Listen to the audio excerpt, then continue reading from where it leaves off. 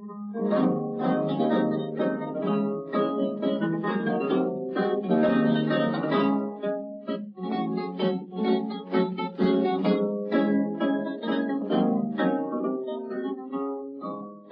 rey del aire tendió sus alas y fue radiando como el sol que al mundo baña, con la proeza de 4 hispanos, que son un timbre más de gloria para España. Salió el plus ultra con raudo vuelo, mirando al cielo rumbo a la ciudad del Plata. El orbe entero se ha estremecido y el entusiasmo en todas partes se desata. Desde Palo el águila vuela y a Colón con su gran carabela nos recuerda con tal emoción la hazaña que agita todo el corazón.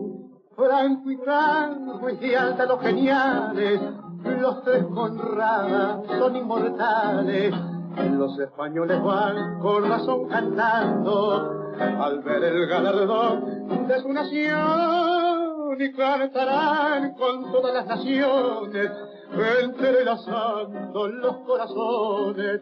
Y en tal clamor surge un tango argentino que dice a España, madre patria de mi amor.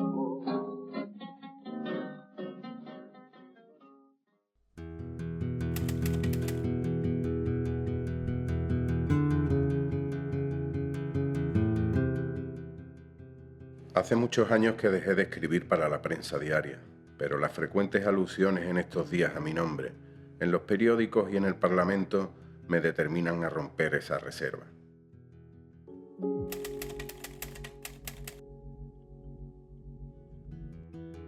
Cojo la pluma para abrir, desganado, un paréntesis en mi actividad como notario de Coria del Río.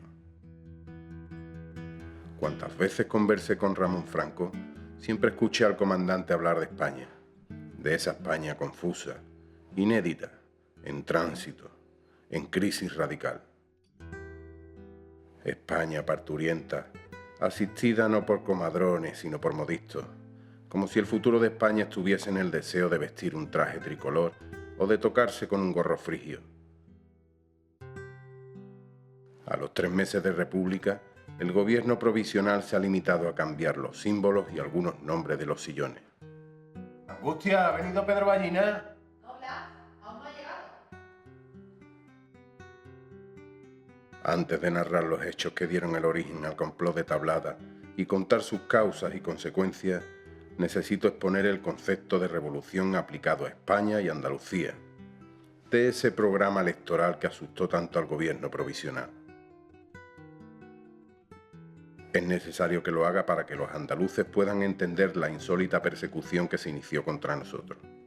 Angustia, ¿ha llegado Pedro Ballina? No, Blas, que aún no ha llegado.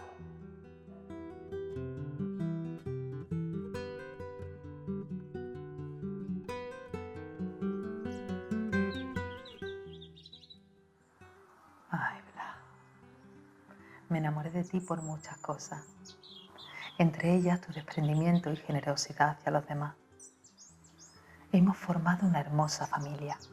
Tenemos 2 hijas maravillosas y otro que está en camino. Eres un notario de prestigio reconocido en tu trabajo. Somos afortunados. No entiendo cómo tú, que has liberado a tantos pájaros abriendo las puertas de sus jaulas, tú que defiendes la libertad de criterio y pensamiento, ¿te quieres ahora encerrar en una organización política, en un partido, candidatura o qué más da para perder tu independencia? Conspirar. Se concibe mayor desvarío. ¿Conspirar para qué?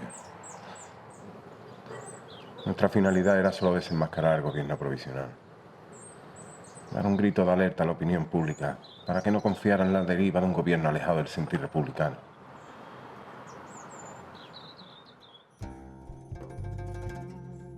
La verdad sobre el complot de Tablada y el Estado Libre de Andalucía fue, porque así lo quiso el destino, el último libro publicado por Blas Infante. Quizá no sea el tratado que él hubiera soñado, que Andalucía todavía necesita y que su asesinato nos robó para siempre. Y sin embargo, es su testamento político. Blas Infante dice que lo escribió desganado, y no miente. Aquel fracaso electoral le devastó el alma, pero a Blas Infante le pudo la indignación al desaliento, y al final terminó contando toda su verdad en él por responsabilidad con su conciencia, con su corazón y con Andalucía.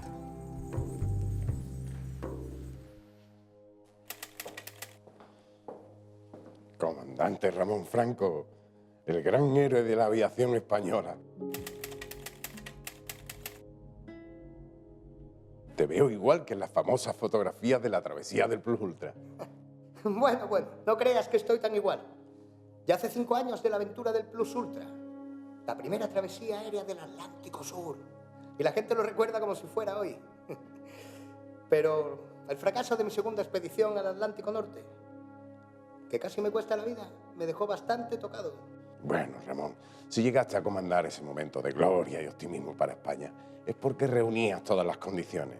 Pero de todo eso hablaremos más tarde. Siéntate, por favor.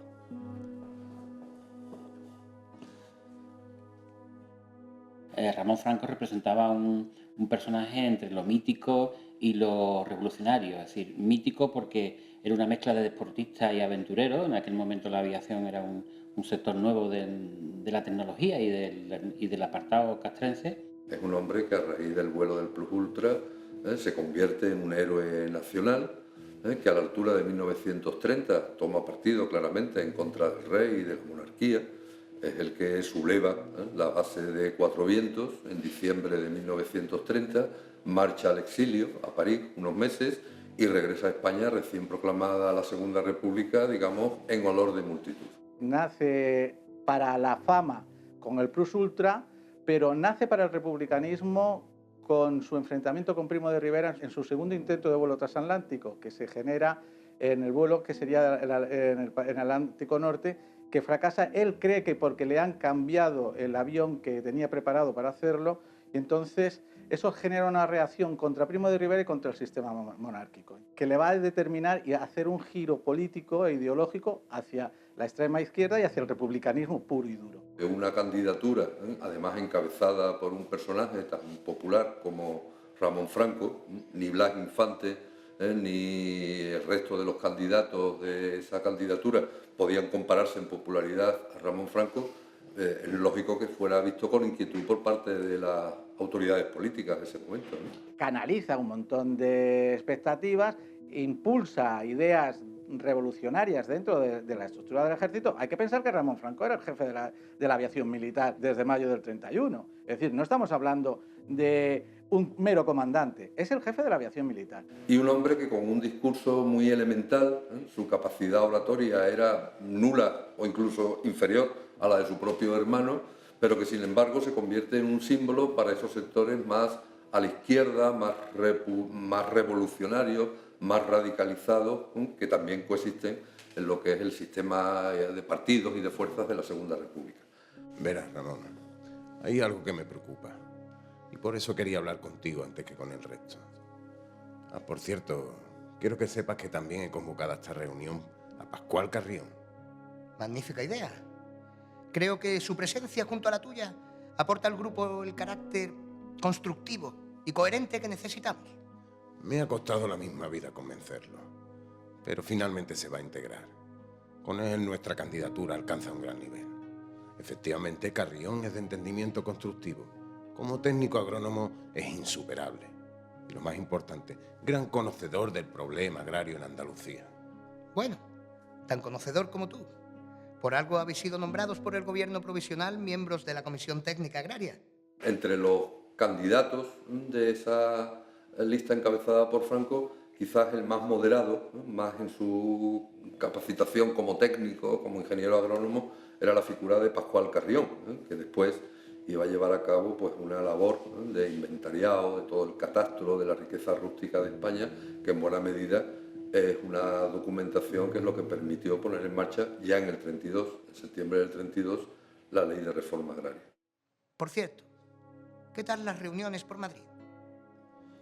Mira, hace unos días nos reunimos y vengo desolado. Creo que este gobierno de la República no va a hacer nada verdaderamente profundo para resolver el urgente problema agrario.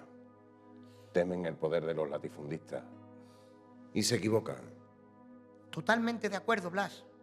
Tenemos que conseguir explicárselo al pueblo andaluz. Ahora lo único que necesitamos es un buen orador que sepa llevar la campaña electoral. Y yo precisamente ya sabes que no soy uno de esos. Pero un hombre de éxito como tú, que no eres buen orador, bueno, ya veremos. Pero en todo he pensado, y por eso también he llamado a esta reunión a José Antonio Balbontín, hombre de fe revolucionaria, de espíritu y de corazón. Pues también me parece una magnífica idea. Por cierto, ¿y el doctor Pedro Ballina? ¿Has logrado convencerlo? Pues también vendrá. Pero convencerlo, imposible. Él sin duda nos apoyará. Pero un dirigente anarquista en una candidatura electoral, cuando se lo propuse, llegó incluso a ofenderse. La mayor propuesta antirrevolucionaria que me han hecho en la vida, me dijo. Pero no me importa. Su afinidad a nuestro programa está fuera de duda. Ballina es antes anarquista que sindicalista y eso en parte explica un tanto su tortuosa relación con la propia CNT.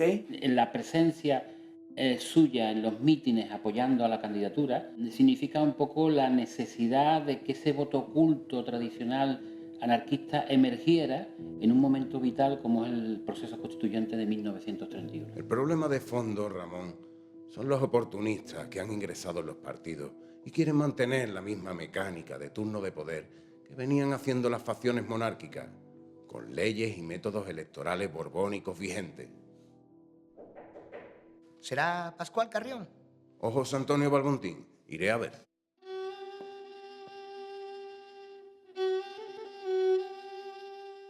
Blas Infante construyó con sus propias manos una candidatura práctica para alcanzar la utopía andaluza, porque fue él quien tomó la decisión de concurrir a las elecciones constituyentes de la Segunda República. Él quien acuñó el nombre de la candidatura, redactó su programa electoral y las consignas de la campaña. Él quien eligió a los integrantes de la misma y a las personas que la respaldarían desde afuera. Yo me acuso de todo. Ramón Franco no tuvo la culpa. Eso decía. Así pues, llamemos a las cosas por su nombre. Candidatura Infante. Porque fue Blas Infante el ideólogo de esta apuesta electoral, radical demócrata, confederal, revolucionaria y profundamente andaluza, acompañada por miembros del ejército en su interior y por anarquistas en su exterior, rompiendo por completo los esquemas de quienes habían diseñado la transición republicana.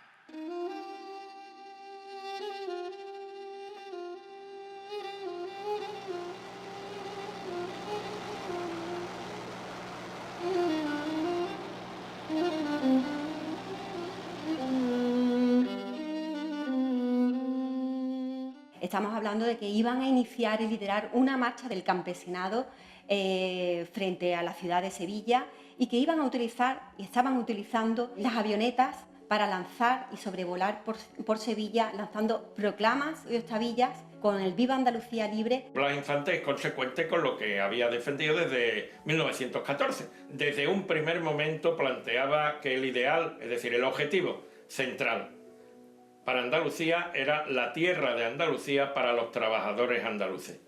Y eso, pues claro, se reflejaba en la candidatura junto con otros planteamientos que eran radicales, no solamente para los monárquicos, sino también para la burguesía que había aceptado y adoptado la República como un instrumento para seguir defendiendo sus intereses. Los integrantes de esa candidatura eran tan variopintos, que iban pues desde el andalucismo que podía defender Blas Infante, pasando por ese radicalismo jacobinita de Ramón Franco, revolucionario, y el discurso que aportaba la figura de Pedro Ballina y la CNT. El concepto de Andalucía libre se interpreta como un concepto independentista, el concepto de relaciones con Marruecos y de reivindicación del pasado, del esplendor de Al-Ándalus, pues se reivindica o se entiende como una forma de vinculación de Andalucía con el mundo islámico. Por supuesto también se dicen tonterías como por ejemplo que va a haber el reparto del dinero de los bancos, el reparto de las tierras entre los jornaleros o incluso algún que otro comentario periodístico que dice que se van a repartir también las mujeres, ¿no? Ramón Franco optó en estas elecciones por participar en dos candidaturas, tanto en la de Blas Infante, aquí en Sevilla, como en Barcelona por Esquerra Republicana. Al final va a resultar electo por las dos circunscripciones, aunque obviamente a la hora de decidir a qué circunscripción representa, pues opta por la de Barcelona. La legislación a este respecto era también bastante más laxa de la que existe en nuestros días y estamos acostumbrados. Igual que un candidato en el año 31 podía presentar su candidatura por distintas circunscripciones y resultar elegido por esas distintas circunscripciones, los militares también podían presentarse. Blas Infante convenció a miembros del ejército para que formaran parte de su candidatura, como el mecánico Rada o el capitán Rechac, y para encabezarla al mismísimo Ramón Franco, hermano del que después sería dictador y por entonces un personaje carismático y muy popular, el heroico aviador del Plus Ultra y protagonista del levantamiento de Cuatro Vientos.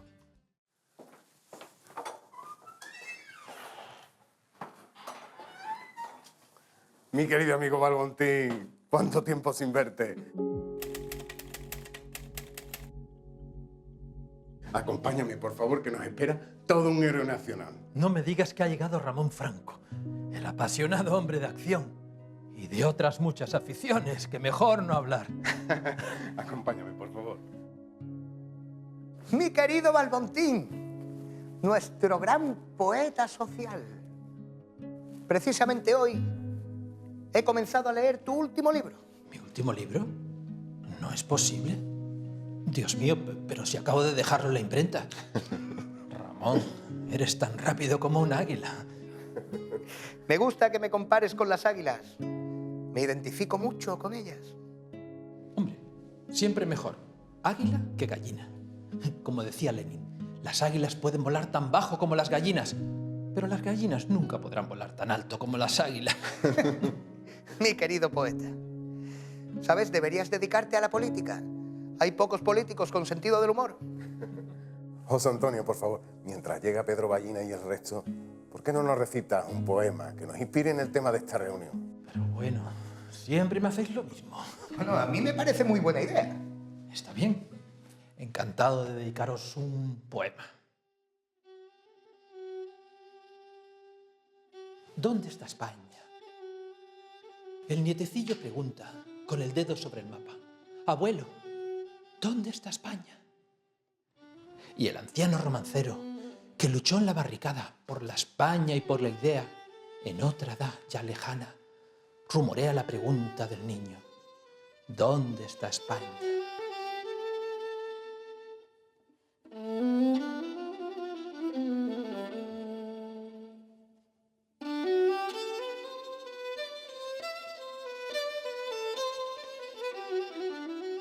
Reyes de baja ralea, obispos de mala hazaña, ejércitos pretorianos, políticos sin alma, como una banda de buitres, la sangraron a mansalva.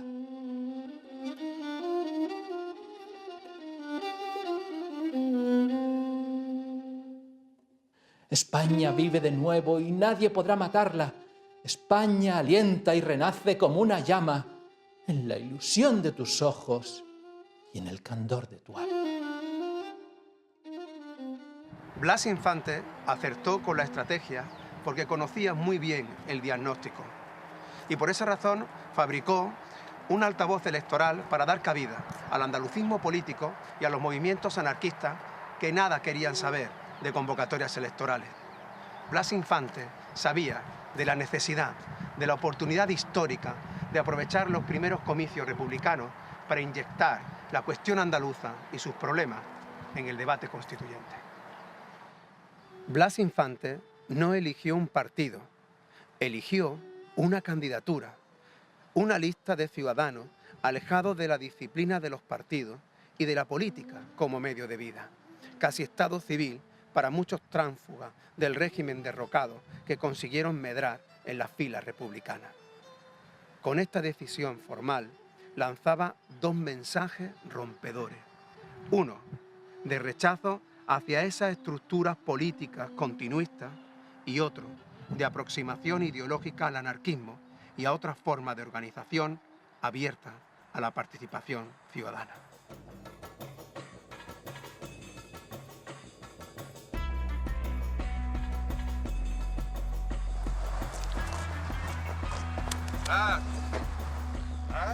Mi querido amigo Pedro. ¿Cuánto tiempo sin verte? ¿Cómo estás? Bien, pues como siempre, de asamblea en asamblea de trabajadores, intentando terminar con la pantomima republicana esta. Bueno, venga, va.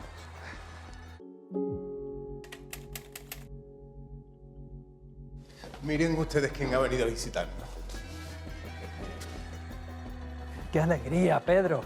Es un honor tener entre nosotros al gran abanderado del abstencionismo libertario, que nos eche una mano para que la ilusión y el empuje anarquista esté de nuestro lado. No vayas por ahí, viejo zorro, que te conozco. Y no vaya a conseguir nada de mí en ese sentido, ¿eh?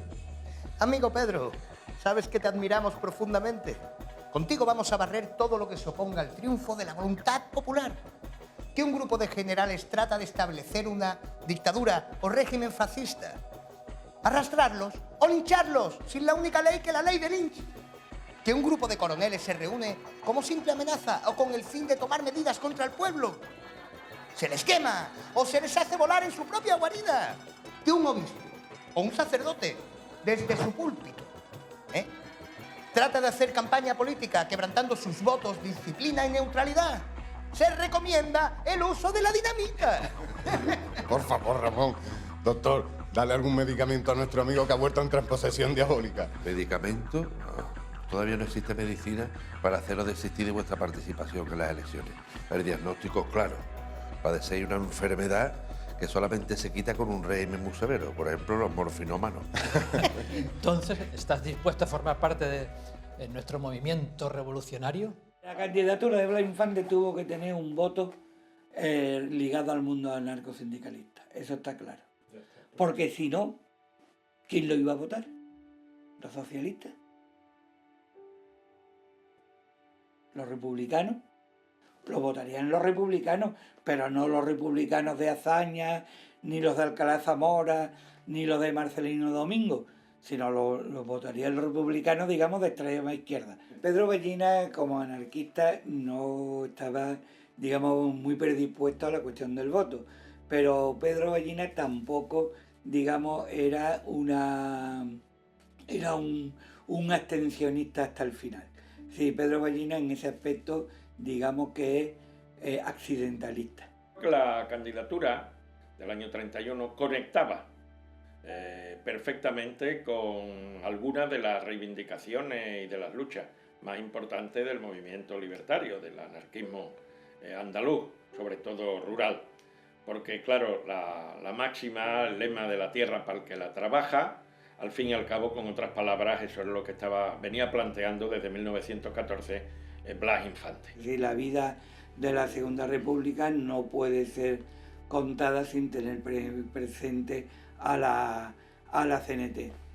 No solamente porque rompe el diseño político, sino porque también va a tener un importante papel en la vida económica. Estamos hablando de un movimiento, el anarquismo, de un movimiento cultural ampliamente amplio que afecta o que se desarrolla en muchas facetas, la sindical, la cultural, la educativa, y que creo que es injusto reducirlo o simplemente centrarlo en el aspecto de la violencia. Dentro del programa de la candidatura, el centro era justamente la reforma agraria.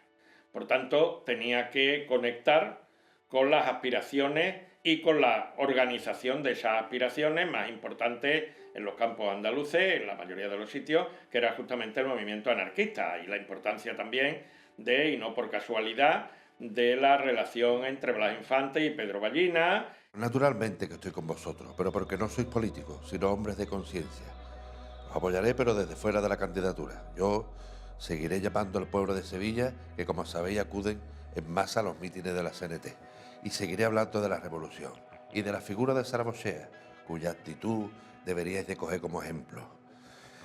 Y haré todo lo posible para que estos mamarrachos del gobierno provisional no hagan abortar la revolución, porque de ser así nos quedamos sin república y caerán todo tipo de calamidades sobre el pueblo español.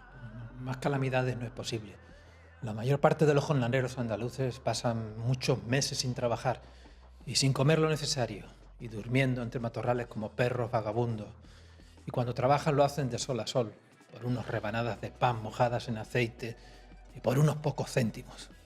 Ciertos terratenientes de Sevilla, cargados de millones, se quejan de que la mano de obra del campo se está poniendo muy cara. ¿No es indecente? Coincidió la crisis del 29 con el establecimiento de la República y con las esperanzas de muchos sectores sociales de que aquello iba a significar un cambio importante y trascendente. Bueno, la situación en el campo andaluz era muy grave, había hambres y en el movimiento obrero industrial también había una gran crisis. Entonces, claro, era un momento especialmente crítico y ello, supuso que el advenimiento de la proclamación de la Segunda República fuera vista como el instrumento para una transformación social a fondo. Cuando llega la Segunda República, muchos de estos problemas que están enquistados vienen de años atrás, ¿no? Van a tener una eclosión, una respuesta por dos motivos. Uno, porque la República es un motivo de esperanza, de acabar por fin con lo que ha sido la dictadura de Primo de Rivera y esa monarquía eterna, ¿no? Que ha sustentado a su vez a Primo de Rivera, ¿no? Y donde por fin se van a poder plantear dentro de un marco de derechos y de libertades una serie de reivindicaciones. Por eso muchas van a eclosionar, ¿no? ¿Cómo no iba a haber inestabilidad y agitación? Pero la agitación la hace el hambre, el paro y la necesidad. La agitación no viene de la luna ni viene de Moscú. Esas condiciones de vida tan precarias, ¿verdad?, son las que provocan esa inestabilidad. No olvidemos que la Segunda República se proclama en Sevilla, en una ciudad muy problemática, en una ciudad donde desde hace un año se está asistiendo a una crisis económica muy grave por el final de las obras de la Exposición Iberoamericana, donde hay más de la mitad de la población afiliada a algún sindicato.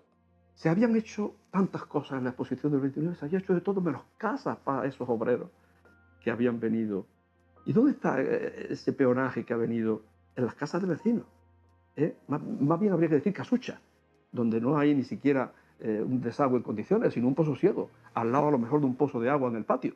En esas casas de vecinos es donde están hacinados, con alquileres caros. Se habla de radicalismo en los trabajadores.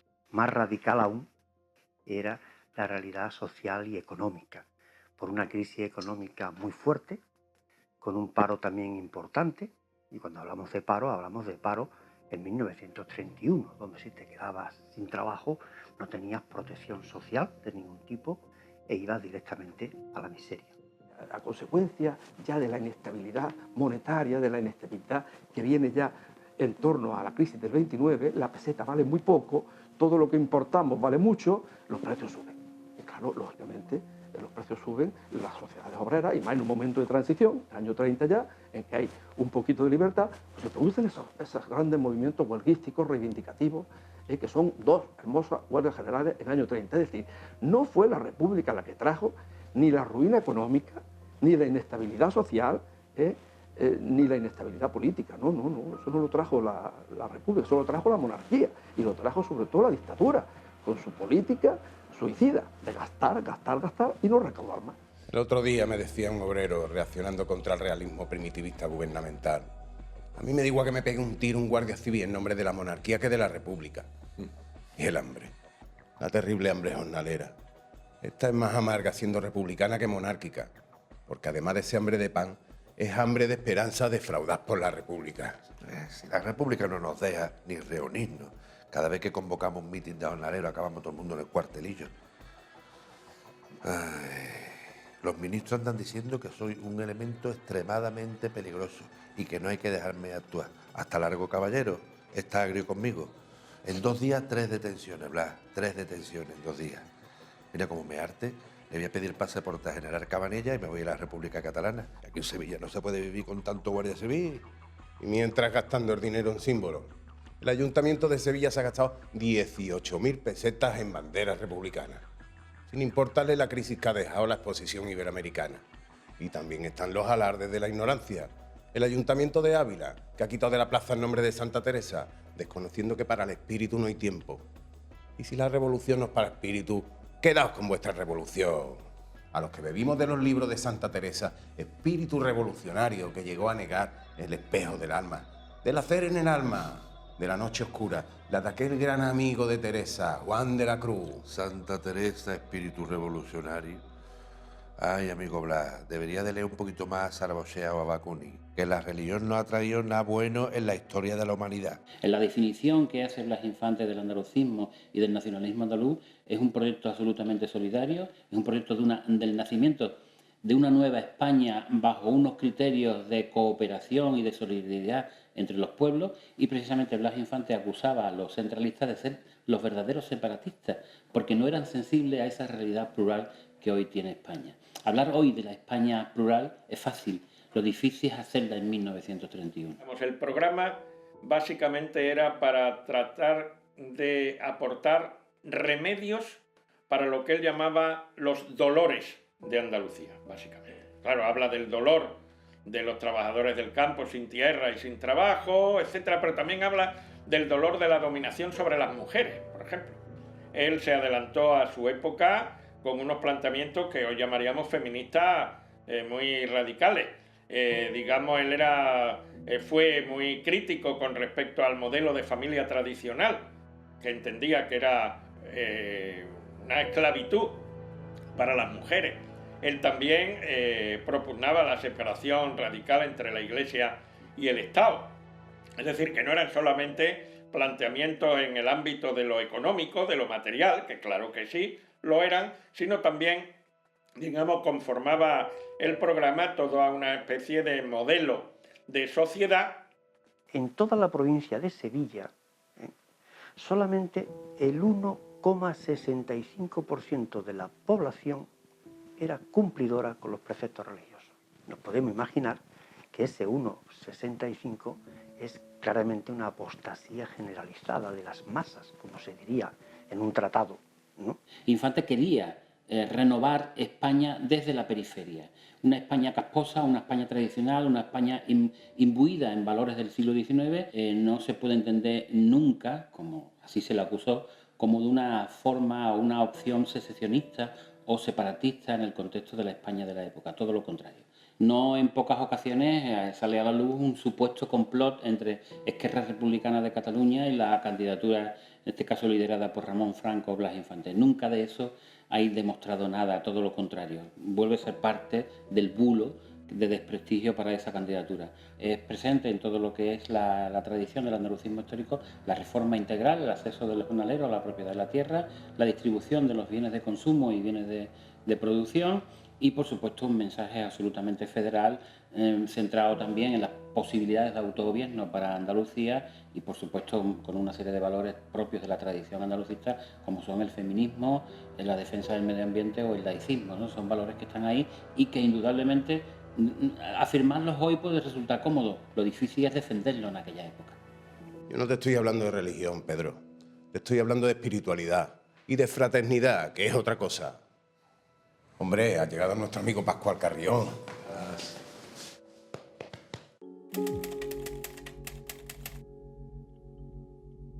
Dinos, ¿cuál es tu opinión? Te he oído, Blas, y estoy de acuerdo. Con más fraternidad y espiritualidad se acabarían sin duda los males de nuestros campos y también los de España. Lo puso en evidencia mi querido paisano Vicente Blasco Ibáñez, pero su modelo era demasiado idealizado. Como bien sabe Blas, la agricultura debe ser igualitaria y para ello hay que dar tierra a los trabajadores, creando así una clase media agricultora capaz de hacer crecer la producción y de generar rentas en el campo. Eso resolverá los problemas sociales y políticos asociados actualmente a los latifundios, y no hay otra. ¡Viva Andalucía libre! ¡Viva! ¡Viva! Magnífico discurso, maestro Carrión. Antonio Rexá y Pablo Rada. Nada. Venimos acompañados de un fotógrafo para hacer la fotografía de candidatura.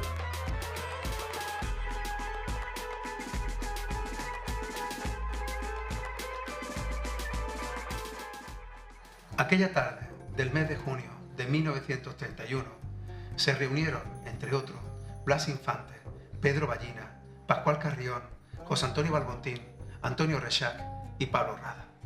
Elaboraron un programa electoral en muy poco tiempo, en el que proponían un verdadero cambio de régimen para derribar los cimientos medievales y caciquiles del nacionalcatolicismo castellano. Reivindicaban una Andalucía libre en un Estado confederal, en coherencia con la tradición municipalista y cantonalista de la Constitución de Antequera, donde la justicia social, por fin, fuese una realidad. Pero, ¿cuál era la realidad social y económica de aquella Andalucía?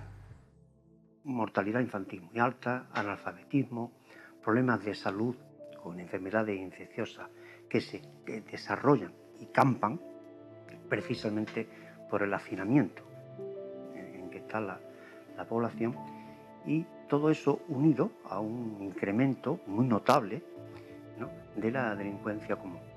Las tasas de mortalidad infantil en un pueblo, por ejemplo, como Morón, nos salen de 155 por 1000. Esa tasa no la tiene ni Afganistán, ni Somalia, ni la ha tenido nunca. Los ministros de la dictadura habían hecho una política, y el propio dictador, una política populista, de hacer obras. Hacer obras, pero las obras hay que pagarlas. ¿Cómo se paga? La dictadura creó el Banco de Crédito Local para que los ayuntamientos pidieran préstamos al Banco de Crédito Local, que luego hay que pagar, y hay que pagar con intereses. Y miles de ayuntamientos, la mayoría de los ayuntamientos de España se entramparon con el Banco de Crédito Local, el de Sevilla muchísimo. Y eso hay que pagarlo con intereses. Y miles de ayuntamientos de España han terminado de pagar esos préstamos ya en los años 50 o 60 del siglo XX. Porque hay una situación de miseria, porque hay una situación de hambre, porque hay necesidades de cambio social, porque hay muchas necesidades de vivienda, de enseñanza, de sanidad. Y ellos no están dando solución a esas necesidades. Entonces temen, por supuesto, que estos agentes al servicio de Moscú, como les gusta llamarse, ¿no?, que ahí meten incluso a los anarquistas, como si los anarquistas tuvieran algo que ver con Moscú, ¿no?, temen que pudieran soliviantar y crear el caldo de cultivo, como se suele decir, de la revolución. En el momento en que muy rápidamente se vio que esto no iba a ser de esta manera, pues empezaron las decepciones de grandes masas de población, digamos, el desarrollo o la consolidación de ideología, la ideología anarquista, la ideología, digamos, socialista en su rama radical, y la situación era de efervescencia social. Evidentemente, ese era el primer problema de Andalucía. A contarles tengo la última noticia, que en el mundo entero la atención merece. Hoy la vieja España es republicana y ya no es monarca don Alfonso XIII. Después del gran triunfo de las elecciones y por el camino de la acción civil, los republicanos que ya eran legiones tumbaron el trono el 14 de abril. El detonante que hizo estallar todos los peligros de la candidatura Infante para la transición republicana fue, sin duda, la implicación decisiva de miembros del ejército. Ya no se trataba de una candidatura marginal protagonizada por marginales, sino de un serio adversario para la izquierda y para la derecha, con un discurso revolucionario en boca de uno de los militares más afamados de España, con el respaldo de otros militares y utilizando, para colmo, este aeródromo como centro operativo. La combinación de todos estos factores permitía fabricar la sospecha verosímil de que se podría tratar de un levantamiento parecido al de Cuatro Vientos o al de Jaca, encima apoyado por el anarquismo y las clases populares. Señores, no traigo precisamente buenas noticias. La visita que hizo ayer el doctor Ballina al cuartel de Tablada, donde fue recibido por el director de la base aérea, el teniente coronel Camacho, ha causado un gran malestar. Y las noticias que llegan de Madrid no son buenas. Han detenido a muchos compañeros y amenazan con expulsiones. ¿Os dais cuenta? ¿Esta es la república que queremos? ¿De Madrid? Bien. Pues ya sabéis que a los hombres del gobierno provisional les horroriza cualquier tipo de sindicalismo real. Pero no son ellos, sino la conciencia popular, la que pide con urgencia la abolición de los métodos policíacos y de la Inquisición. Y es la conciencia popular la que pide la libertad de expresión, de reunión, de manifestación pública, la libertad efectiva. Con Ramón Franco la base de Tablada se altera fundamentalmente. ¿Por qué? Porque ya en mayo Ramón Franco había llegado y había tenido un discurso sumamente beligerante contra los oficiales de la base y revolucionario y exaltador de la desobediencia y de la indisciplina hacia la tropa. Eso generó que cuando llega ya en junio de nuevo, y como decimos, llegó el 21 de junio, pues los oficiales no lo vieran con cierta alarma. Y más todavía cuando aparece con un séquito de civiles y abriendo la base a todos los miembros de su coalición política. El problema, creo que, tal y como lo interpretó el gobierno, es que la actuación del director general de Aeronáutica allí en Tablada, convirtiendo aquella base en algo así como un cuartel de una candidatura electoral, chocaba con lo que era la independencia que los militares debían de guardar ante las cuestiones políticas. No olvidemos que en Tablada no es solamente Ramón Franco, que generalmente casi nunca estaba por allí porque estaba dando un mitin aquí o allá. Era Pablo Rada, era Pedro Ballina, era Infante, eran los miembros de la candidatura los que entraban y salían como si fueran los dueños de aquel cortijo. Desde que viene desde el exilio, o sea, y es al día siguiente de proclamarse la República, un programa político, un planteamiento político extremadamente de izquierdas, puramente anarquista y esencialmente revolucionario. Lo preocupante para el gobierno era qué estaba pasando desde la llegada de Ramón Franco como candidato de esa candidatura republicana revolucionaria en la base aérea de Tablada.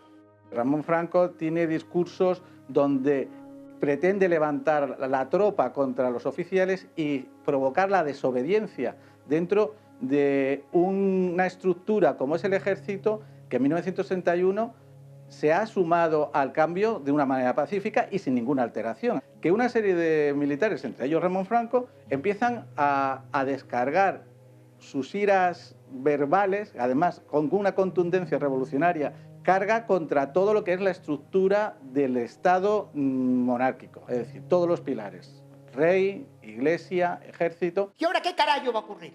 ¿Vamos a cortar todas las actividades que estábamos organizando en Tablada? Buenas tardes, señores. Blas, ¿qué son estos gritos? ¿Ha pasado algo? Nada, Angustia, que han detenido algunos militares en Tablada y precisamente esta semana tenía previsto visitar el aeródromo. No sé qué va a pasar. ¿Qué va a pasar? Pues nada. Ya sabes que Dios consiente, pero no para siempre. Porque quien escupe al cielo le cae en la cara. Angustia, por favor. A mí me duele España tanto como a vosotros. Y me duele en el alma la burla a Dios y la profanación de las iglesias. Y tener que ver cómo se escupe a los Cristos y se destruyen todas nuestras sagradas imágenes. Angustia, nosotros tenemos consideración y respeto absoluto hacia todas las religiones, pero estamos en contra de que se use la religión con fines políticos. Y en España, el monopolio de la Iglesia de Roma toca ya su fin, porque la esclavitud en Andalucía está hoy en la esclavitud espiritual de España. Yo también soy andaluza, Blas, y creyente. Y por desgracia siento como mi tierra pierde su armonía y su luz por culpa de unas mentes llenas de grandezas hipócritas, de vanas soberbias. Mi Andalucía se pregunta si este sector renegado no está volviendo a poner la corona de espinas sobre la frente de nuestro Salvador. Bueno, Angustia, tú sabes que en Al-Ándalus siempre han convivido distintas culturas, razas y religiones. Cristianos con judíos, musulmanes. Sí, los mismos moros y judíos que clavaron al Señor en la cruz. Señora, caballeros, yo he de marchar. Vamos juntos, Ramón. Buenas tardes.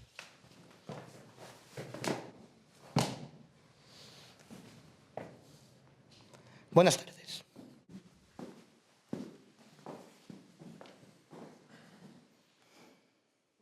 Los intereses políticos y económicos representados en el gobierno provisional, temiendo un aborto prematuro del nuevo régimen, se protegieron tanto de los que veían en la República una amenaza contra el orden nacional católico como de quienes la idealizaron, creyendo que traerían consigo una revolución popular. Aquellos gestores visibles y los invisibles de uno de los periodos más convulsos e ilusionantes de nuestra historia reciente querían garantizar cierta calma en el tránsito de la dictadura-monarquía a la democracia republicana. Y para eso adoptaron dos decisiones. La primera, consolidar el status quo conseguido tras las elecciones municipales.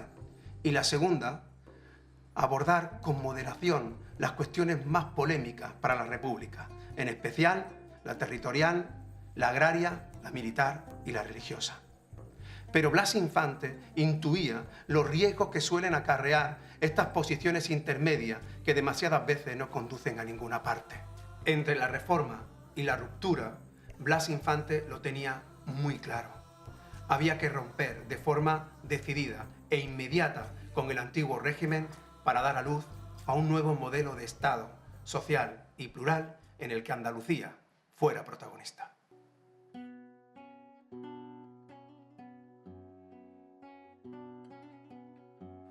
Ay, Blas.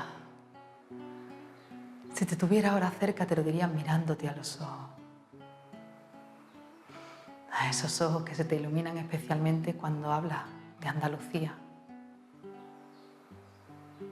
A los mismos ojos que detrás de tus lentes se entristecen cuando piensas en la política y en tantos intereses extraños y orgullos personales que se entrecruzan para destruir tantas buenas causas y proyectos.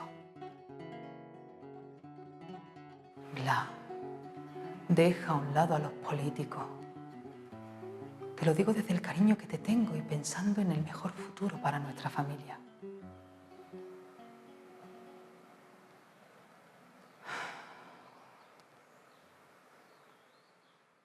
Justo una semana antes de que estallara el complot de Tablada en la prensa, se evidencia un clima de tensión recogido en los medios muy significativo. Estamos hablando de cómo se valora en determinados diarios como el ABC, La Unión, La Correspondencia Militar, el hecho de que se utilizaran avionetas con una pancarta roja en letras grandes de Viva Andalucía Libre para sobrevolar la ciudad de Sevilla, lanzando chavillas, pues anunciando el programa y a los candidatos.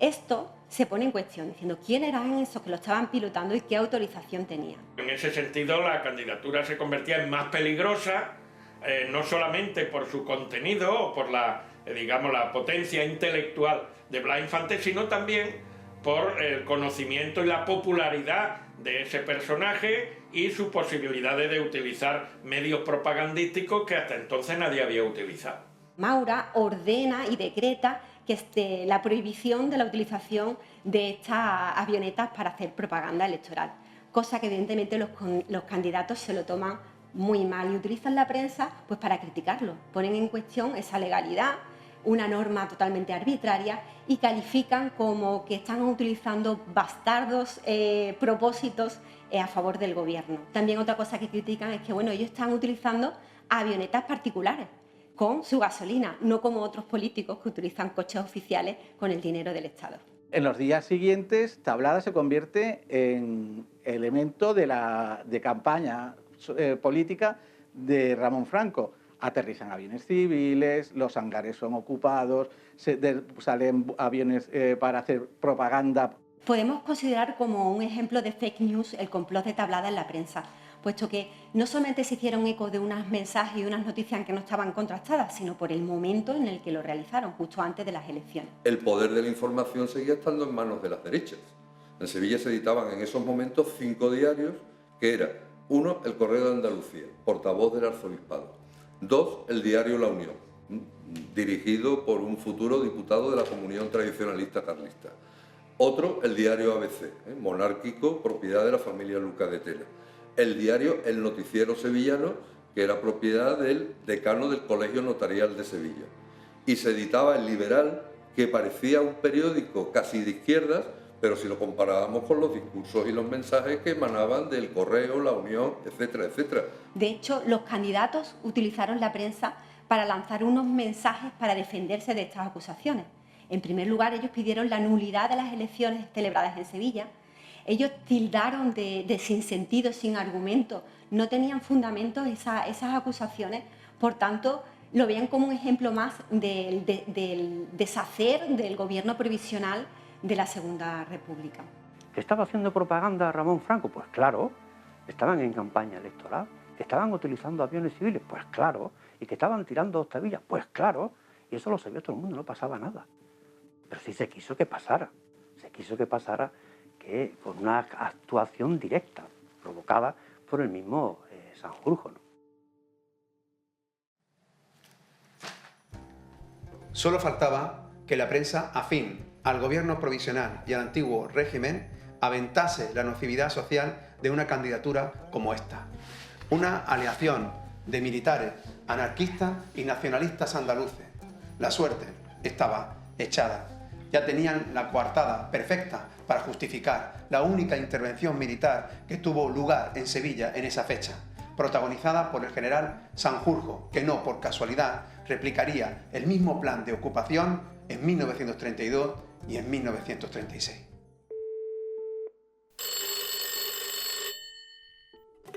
A sus órdenes, señor ministro.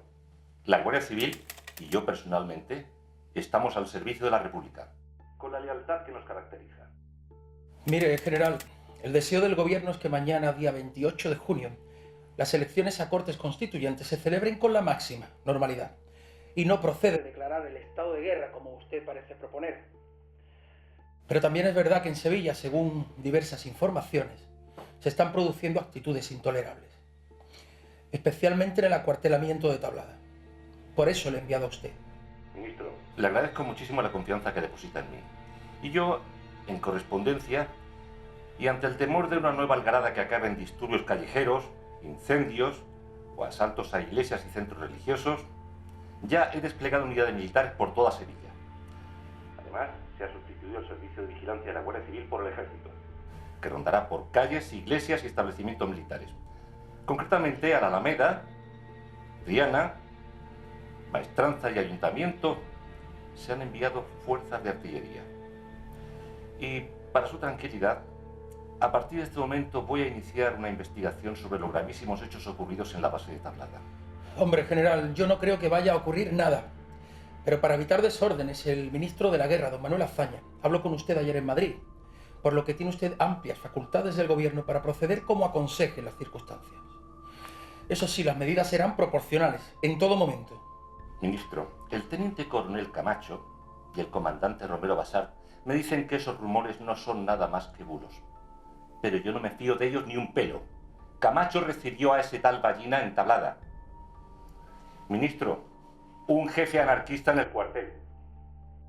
Algo se está preparando en Tablada para apoyar desde el aire la marcha de los jornaleros sobre Sevilla.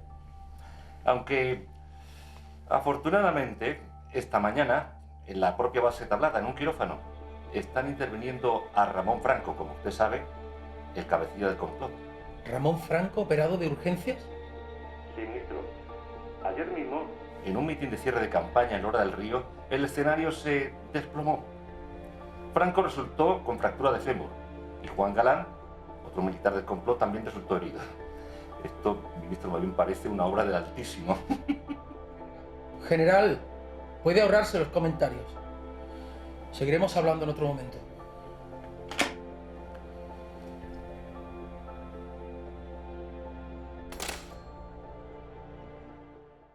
Sanjurjo llega a Sevilla el día 27 de junio, día antes de las elecciones. Ha sido designado no fundamentalmente por el ministro de la Guerra, sino por el ministro de la Gobernación, Miguel Maura, para venir a Sevilla a cortar de tajo cualquier atisbo de complot que pudiera existir en la base de Tablada. Desde la perspectiva de las autoridades, lo único que faltaba es la llegada de Ramón Franco con esa candidatura y ese discurso revolucionario, que es posiblemente lo que está detrás de la decisión de enviar a Sanjurjo para poner en orden lo que está pasando en la base aérea de Tablada.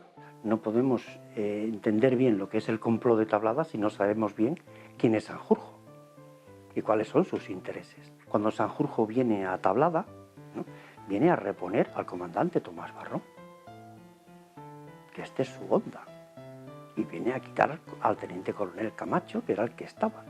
Y hay que recordarlo porque a veces se olvida que el comandante Barrón, ¿no?, se negó a poner la bandera republicana en la base de Tablada. Sanjurjo asume las competencias que le han atribuido desde Madrid el Ministerio de Gobernación y liquida lo que es ese atisbo de complot que se anunciaba o que venía siendo denunciado por una serie de oficiales en los días anteriores y que han llegado a Madrid contando las circunstancias que se están produciendo en la base desde la llegada de Ramón Franco. Es el verdadero elefante entrando en una cacharrería y provocando esas detenciones el que dinamita el conflicto de Tablada. La llegada de Sanjurjo y todo el dispositivo que se estableció con el ejército, para mi criterio, fue desproporcionada. Se podía haber solucionado simplemente con la fuerza y cuerpo de seguridad existentes en Sevilla. Sí, de esa conjunción o de esa candidatura hubiese algún tipo de actuación ilegal o delictiva en ese momento contra la República, que en realidad no la hubo, porque también se sacó una avioneta, ¿no?, con la bandera de Andalucía, se repartieron papeletas, pero realmente, que yo recuerde, ni hubo pronunciamientos en contra de la República, ni nada. No es el Sanjurjo del 31 el Sanjurjo del 32. El Sanjurjo del 31 viene revestido del escudo de las competencias que le han atribuido Miguel Maura, fundamentalmente, para venir a Sevilla. Y evidentemente asume su política de liquidar el atisbo, vamos a dejarlo en atisbo de complot, de una manera tajante. A todos sus rivales políticos, de izquierda y de derecha, y a la prensa afín, le resultaba muy fácil fantasear con que un ejército de jornaleros caería sobre Sevilla para imponer el comunismo libertario y proclamar el Estado libre de Andalucía. Pero las dos mechas que desencadenaron el incendio para las autoridades militares y civiles fueron la presencia del anarquista Pedro Ballina y de algunos miembros de la candidatura en el aeródromo de Tablada, junto con graves acusaciones de insubordinación e indisciplina a la tropa y a los oficiales que filtraron de forma confidencial a algunos altos mandos. Y así fue, Blas. El mismo día de la proclamación de la República, 50 guardias civiles nos estaban esperando en la carretera de Écija. 50. ¿Sabemos quién es usted? Venimos a detenerle, me dice el sargento. Las órdenes habían venido de Sevilla. Oh, claro, así. Tenían orden de fusilarlo inmediatamente. ¿Qué? ¿Qué te parece los nuevos individuos que van a defender la República? Y no te quepa duda que os hubieran fusilado. Igual que hicieron los artilleros de la República hace unos días con la Casa Cornelio, en pleno barrio de la Macarena y ante la mirada atónita de la gente.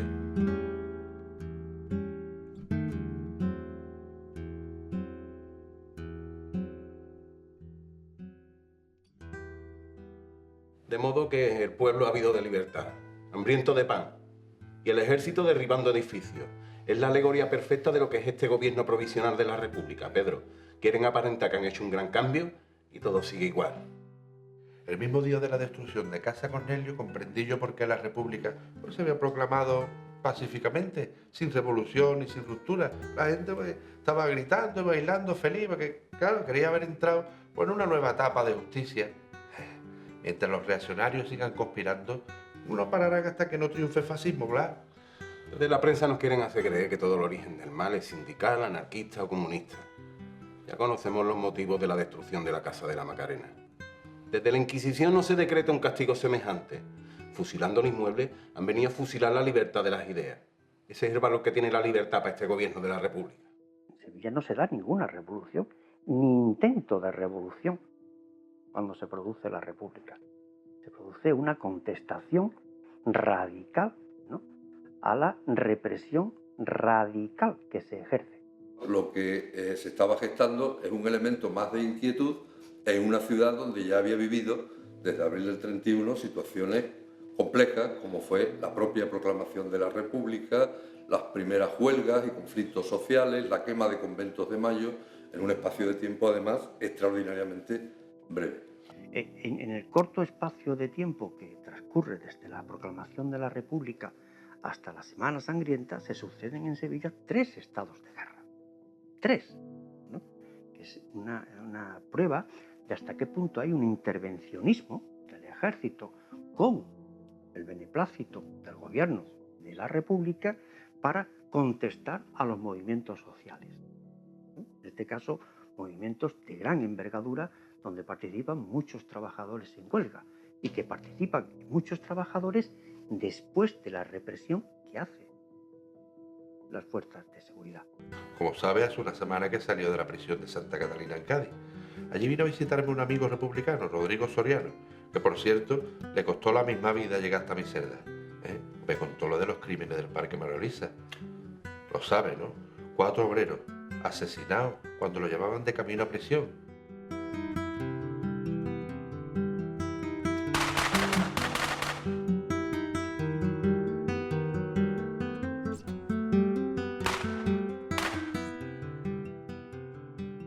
Y sabe que todo eso fue premeditado, ¿no, Blas? Porque yo iba a ser uno de los sacrificados. Qué vergüenza, Blas. Hasta uno de los testigos entregó su espada y pidió su dimisión al cargo. El comandante de la guerra seguí. Él y otros tantos militares demócratas. como Juan Galán. Los que mandan ahora son militares como Sanjurjo, colaborador acérrimo en la instauración de la dictadura y ahora fiel representante de la República. Por ese tipo de cosas, Pedro, fue por la que decidimos situarnos frente al gobierno. No para crear una conspiración insensata y arrastrarlos violentamente del poder, no. A Pedro Ballina, el mismo Pedro Ballina que quieren implicar en Tablada, ¿no?, prepara una serie de camiones llenos de campesinos que van a invadir Sevilla. Y venía con ellos Ballina para invadir Sevilla. Pues no, señor. Ballina estaba durmiendo en su casa. A Ballina fueron, lo detuvieron, se lo llevaron al castillo de Santa Catalina y ahí lo tuvieron unos meses sin interrogarlo siquiera. Entonces, ¿qué pasa con Ballina? No, es todo propaganda, es todo falso, no hubo ningún intento, no hubo ningún camión. Pero da lo mismo, se venden esas noticias como en el otro sitio se vendieron las bombas, ¿no?, o los intentos insurreccionales de Ramón Franco. Una ciudad donde el poder político y el poder sindical está en manos de una fuerza que, sin embargo, no controlan el poder de la información. En ese contexto, que se lanzasen mensajes de que se preparaba una marcha de campesinos sobre Sevilla o que se iba a proclamar la independencia de Andalucía a través de esa candidatura o de algunos de sus miembros, pues era uno más de esos mensajes alarmistas que la prensa de derecha sevillana estaba difundiendo casi desde la proclamación de la República, como diciendo el mundo se vino abajo. Los medios de prensa estaban también repartidos por ideologías y evidentemente hubo bulos por parte de los medios más tradicionales de que se estaba generando un proceso revolucionario desde Sevilla que cabezaba Ramón Franco. No podemos olvidar que estamos rodeados de una prensa, ¿no?, que vive, se retroalimenta de esa revolución, ¿no?, que aparece por todas partes, por todo aquello que no es la salvaguarda del orden, aunque sea el orden nuevo republicano. Era de parvulario hilvanar ambos hechos para desatar el pánico sobre un levantamiento militar parecido al de Cuatro Vientos, con el agravante de venir acompañado de una insurrección popular que proclamaría la República Andaluza y el comunismo libertario. Al final la conspiración se ha hecho, pero en contra nuestra. Se ha creado el bulo del complot de Tablada para quitarnos el apoyo que presumían que íbamos a tener para poder perseguirnos. Conspiración y persecución, Blas. En la última huelga general se me acusó de ser el instigador de la revolución y de ir al frente de una columna de campesinos para tomar Sevilla. ¿Qué te parece? ¿Pues todo esto serio en la prensa? ¿O con qué intención? ¿O de anularme por completo, Blas? ¿De qué va a ser? Ya lo venimos observando, Pedro. Si cuando las demandas las realiza la CNT, el gobierno y la prensa las consideran un problema de orden público y las llaman revolucionarias.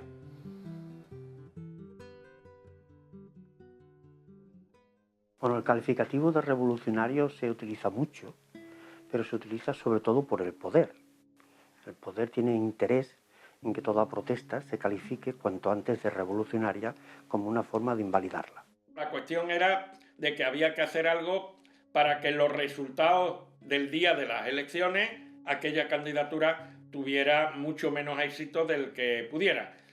Y entonces quienes tienen miedo, meten miedo a su vez a los electores. Ese intervencionismo, la República está en una gran contradicción que no puede solucionar porque está dirigiendo el aparato de un Estado donde la judicatura, el ejército, la Guardia Civil, la policía, son los mismos que han servido a una dictadura y a una monarquía durante años. Y no cambian, y no cambian. Y realmente lo que se demuestra es que había un interés simplemente de perseguir la afiliación política dentro del propio ejército, fuera del color que fuera, ¿no?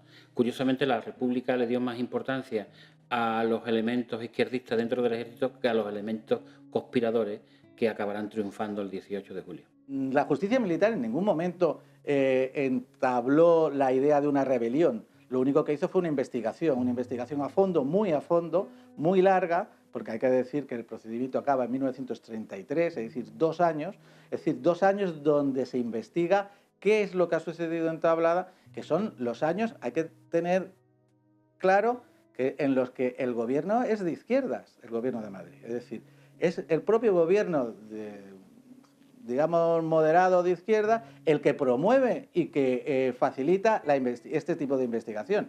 La sentencia del Consejo de Guerra realmente lo que demuestra es que son 20 personas las que son acusadas, siempre elementos militares, nunca elementos civiles. De hecho, Blas Infante, el Ballina y algún otro se presentan en el gobierno civil diciendo, oye, deténganos, que nosotros también somos parte de esa candidatura y somos parte de esa supuesta conspiración, y realmente no hay ningún interés en abordar la disciplina con respecto a lo que significa la parte civil de la candidatura. Yo no creo que allí hubiese predisposición del ejército, de qué ejército del aire, con unas unidades, o sea, recursos humanos muy limitados. Para mí, por lo que conozco, fue esa actuación desproporcionada. El por qué se hizo así, quizá, no sé, habría que preguntar o buscar otras hipótesis, tales como quitar de en medio, no sé, como se ha dicho a Ramón Franco. La sentencia se desinfla por la vía de los hechos, porque demuestra que, bien, hay algunos hechos que son indisciplina militar, pero en ningún caso puede ser tildado de revolucionario, ni se emplean las armas, ni se emplean la violencia, ni se emplean la coacción, en ningún caso. El complot de Tablada no es un complot. O sea, realmente, desde mi punto de vista, no hay una idea preconcebida y preparada de una actuación por parte de militares para dirigir la República hacia la extrema izquierda o hacia planteamientos revolucionarios o, si se quiere, anarquistas. Hoy día está muy claro que el llamado complot de Tablada no fue sino un montaje más con el fin de eliminar a enemigos molestos, enemigos políticos me refiero, ¿no? El llamado complot de Tablada es la historia del complot que nunca existió. Lo que ocurrió allí fue una serie de sucesos que escapaban de lo que es la disciplina y el normal funcionamiento de una institución o de una base militar, que dio lugar a una serie de desórdenes o de situaciones extrañas. Al gobierno de Madrid le pudo generar una sensación de lo que realmente no fue. Lo que hay es una serie de casualidades, de hechos que siendo independientes los unos de los otros, el accidente de Ramón Franco, la llegada de las bombas, las protestas de los cabos y de la tropa, la llegada de los aviadores amigos de Ramón Franco. El montaje del complot sí tuvo éxito, porque aunque la candidatura fue la segunda por votos, la diferencia con la candidatura, digamos, oficialista, pues fue muy grande, y realmente pues se frustró las posibilidades de un peso importante de aquellos contenidos para las Cortes Constituyentes de la República.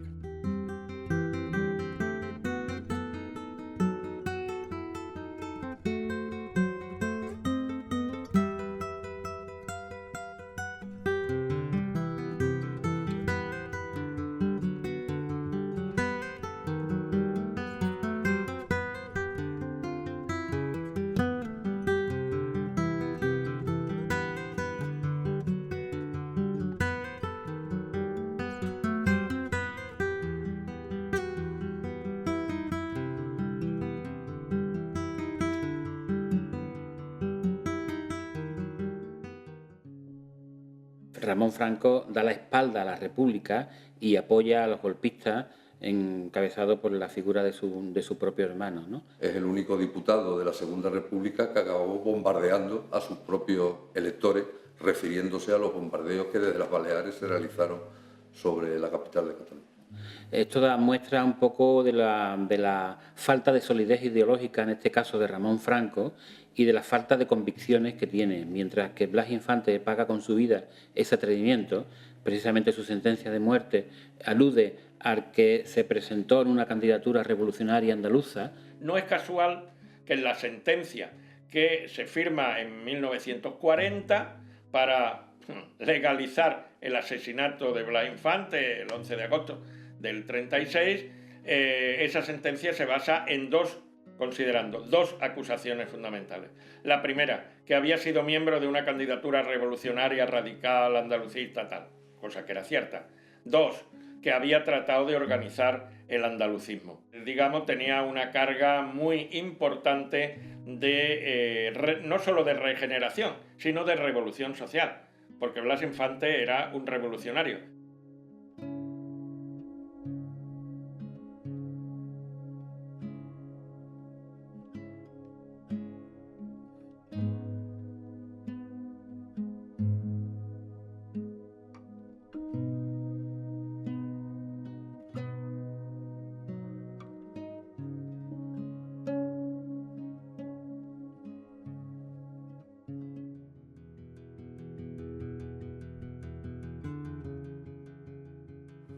Me cae en suerte ser una pequeña parte de la memoria de un país que no acepta su propia historia y que además entiende que la mujer debe permanecer a la sombra del varón. A mí, Angustias García Paria, la historia me ha reservado el trágico papel de la desposeída que continuó viviendo en el infortunio para mejor desvivir. Pero la vida no solo se compone de infortunio. De nosotras las desposeídas siempre queda algo positivo: la resistencia a la adversidad. La resistencia es la energía que hace transformar la desdicha en renacimiento, no como periodo histórico, sino como posibilidad de crecimiento de la cultura y la identidad de un pueblo. Andalucía es un buen ejemplo de ello, pues de la agonía de un pueblo enterrado ya varias veces, siempre surge, como hubiera dicho Blas, una razón vital como misterio último del ser andaluz, de una Andalucía libre.